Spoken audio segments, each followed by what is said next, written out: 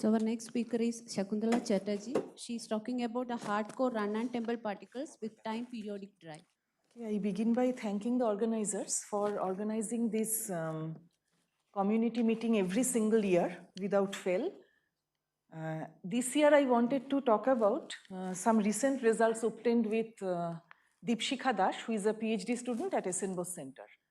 The title of my talk is Hardcore Run and Tumble Particles with Time Periodic Drive. We all are familiar with, or most of us are familiar with active matter systems, which consist of interacting active particles. And we know how interaction among the particles can often give rise to very interesting collective phenomena. We also consider a very simple model of interacting active particles, namely set of interacting run and tumble particles, and they are subjected to some external potential. And the form of interaction that we take is the simplest possible form, that is the hardcore exclusion. So we have a one-dimensional lattice on which we have hardcore particles. They are doing run and tumble motion. It's in one dimension, so the particles can either run towards right or left following hardcore exclusion. No two particles can be present in the same site. And they also has the ability to tumble, to switch their velocities, but the tumbling probability is very small. And the external potential is modeled as a defect site, as a special site where the tumbling probability is different than the rest of the system. We consider the tumbling probability very high at the defect site. And the defect site is not static. It moves through the system, it moves through the lattice with a constant speed u, which without any loss of generality, we assume positive. And we have periodic boundary conditions, so the defect site moves through the lattice with a constant velocity u round and round. Now, in absence of any defect, the model, that is a simple one-dimensional lattice with hardcore particles doing run and tumble, this was studied earlier. For the first time, it was introduced by Soto and Golestanian in 2014. Then many other groups, including Rahul Dandekar, Shubhadeep Chakraborty and R. Rajesh, they worked on this. Now we ask the question, what happens when we put a defect on it and make it move round and round in the lattice? So these are the dynamical rules, but I have already explained them. Now first let us consider a simple limit, gamma is 0. So no tumbling in the bulk. Now it is easy to see, if you do not have any defect in the system, just set of hardcore run tumble particles and then you have switched off the tumbling rate. Then very quickly the system goes to a jammed state. Because you have this, you start with some random distribution of left and right movers, and whenever you have a right mover and a left mover facing each other, they cannot go because of hardcore exclusion, and because you don't allow them to tumble, so they just remain stuck there. Here I have shown by red color the left movers and blue colors the right movers. So they get stuck. But now when you put a defect, what happens?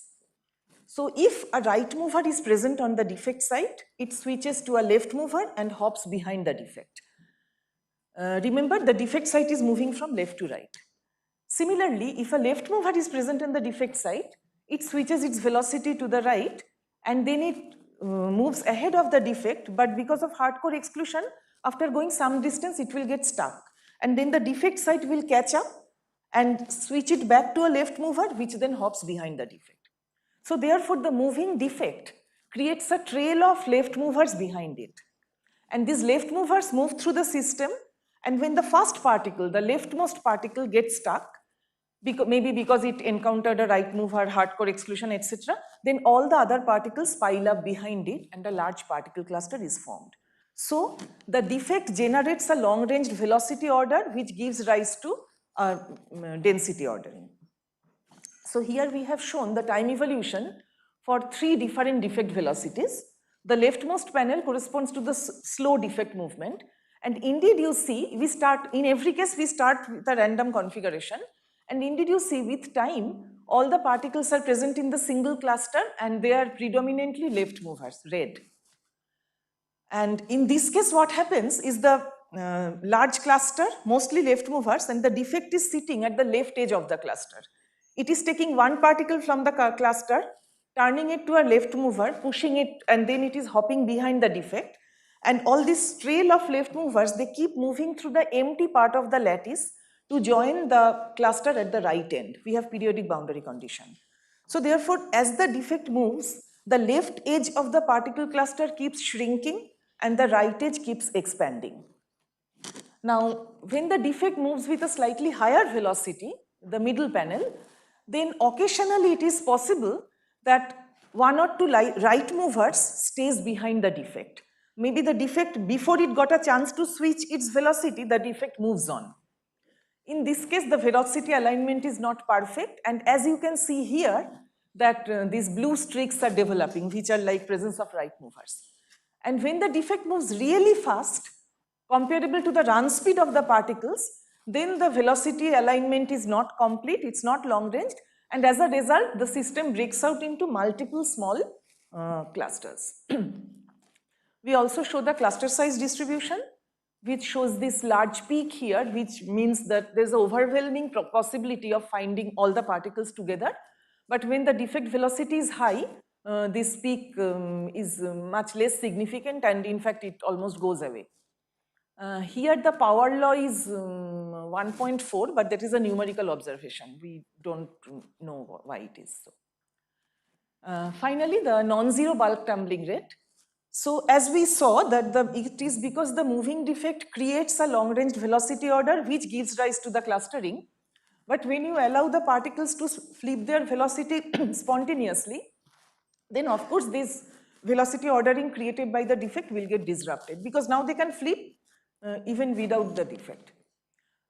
However, if gamma is small enough such that during the time the defect needs to finish one complete sweep of the whole system, only a small number of tumbles take place, then the defect still has sufficient time to restore the ordering. So indeed we find when gamma is less than of the order of u over L, then the long-range order is still present, but when gamma increases further, it is gradually lost. So we show that here. Here we have kept u fixed, the defect velocity fixed, but changed gamma. And you see for this low gamma, you can still see some ordering, but when gamma is large, then it is completely lost. It is also possible to experimentally verify our results. The most natural choice for a run-tumble particle is E. coli, right? They are the most natural choice. They are the cells which are showing run and tumble. And people can consider this E. coli population in a very narrow microfluidic channel whose width is less than the mean run length of the bacteria. Then the motion can be considered effectively one dimension. Moreover, most of our striking results are obtained for gamma is equal to 0, the dramatic ones. So actually it has been possible to isolate mutant strain of E. coli whose tumbling probability is impaired. Such cells can only run, but they are unable to tumble. And then you can use those cells in a narrow microfluidic channel, and the defect can be implemented by simple hard partition. So the cell cannot go through it, it will hit the partition and reverse back. And by removing the partition and reinserting at a little distance away, you can mimic the moving defect. So, so using this setup, we believe that these conclusions can be tested, and these results are published in this recent paper. And to the best of our knowledge, nobody has studied before active matter system with time periodic drive. So this is a very simple model we have considered, not in 2D or anything, just in 1D.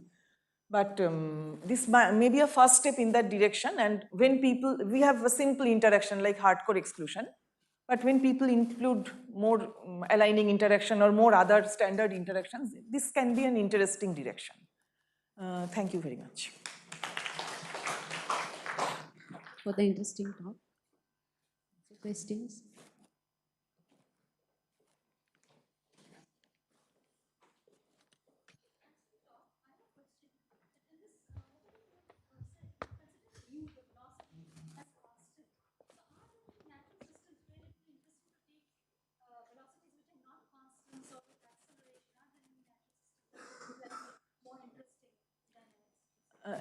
Even in this case, even when these velocities are changing with time, one thing is if this velocity sensitivity is there.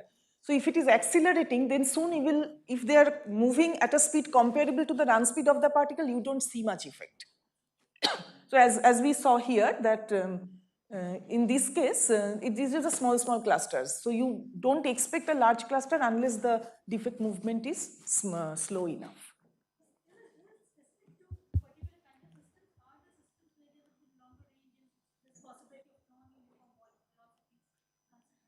It might be possible. We don't, this is the only thing we studied. So, I mean, of course, this is a very simple system. So you can add more components to it to see how much of it survives.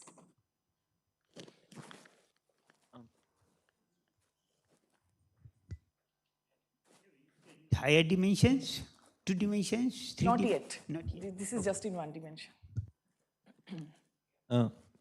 If you're allowing for tumbling in the bulk, so then there's a competition between the defect velocity and the tumbling rate, right? Exactly. So then, so could you possibly see some kind of phase transition there, like in terms of We don't see phase. That's a good question. In fact, I had those slides, but then because of this short time, I had to take it back. Actually, what we see, a very interesting effect of this competition, that if you look at, these are hardcore particles, like, so that when particles are clustered, the holes are also clustered. And what we looked at is the largest hole cluster size. And then we find it shows a very non-monotonic behavior. You see, when in this range, when there are right movers left behind by the defect, those right movers also act as a seal. When they are present at the left edge of the cluster, nobody can leave. Okay, and then that remaining whole cluster, it becomes large again. But when particles are leaving, then they are also interrupting the whole cluster. So largest whole cluster, as a function of the defect velocity, first decreases, reaches a minimum, then increases, and then finally decreases again. And that is the effect which beautifully captures this competition between defect movement and particle tumbling.